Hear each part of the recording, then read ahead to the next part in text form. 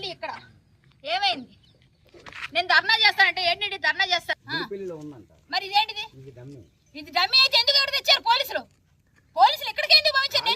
నా దగ్గర రికార్డు ఉంది. ఏదండి రికార్డు? ఇప్పుడు మీకు వినిపిస్తాను, వినండి. నేను ఆయనకి ఏం చెప్పాను సీఏ గారు, నేను మీకు పంపిస్తున్నాను, వినండి ఒకసారి. కావాలంటే ఇక్కడ నేను ఆయనతో చెప్పిన మాట నేనేమైనా కోల్పోయాను.